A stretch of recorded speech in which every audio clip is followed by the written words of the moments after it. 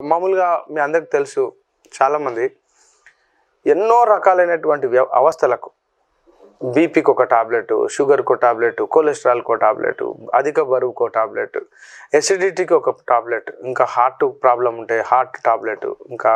Kidney troubles ఉన్నాయి, లేకుంటే బీపీలో రకాలైనటువంటి అవస్థలు ఉంటాయి, వాటికి ఒక 2 రకాల టాబ్లెట్స్, విటమిన్ మాత్రలు, మినరల్స్, లేకుంటే కాల్షియం టాబ్లెట్, ఇలా రోజు ఒక 10-15 మాత్రలు ఉదయము, మళ్ళీ మధ్యాహ్నం కొన్ని, సాయంత్రం కొన్ని, ఇలా రోజుకు ఒక దోసెడు వరకు మనం అందరం మందులు మింగాల్సి వస్తుంది. ఎందుకంటే ఇక్కడ సమస్య ఏంటంటే వీటికి సరైనటువంటి పరిష్కారం మనం కనుగొనలేకపోవడం, లేదా మనకు రోజువారీ కార్యక్రమాలకు సంబంధించినటువంటి విషయాలలో సరైనటువంటి అవగాహన లేకపోవడం. అంటే ఎందుకంటే మనం వీటిని ఎలా కంట్రోల్ చేసుకోవాలో తెలియదు. ఒకటి డయాబెటీస్ వచ్చింది, ఎలా కంట్రోల్ చేసుకోవాలో తెలియదు, దాన్ని ఎలా కంట్రోల్ పెట్టుకోవాలి, ఎటువంటి ఆహారం తీసుకుంటే కంట్రోల్ అవుతుంది, పోనీ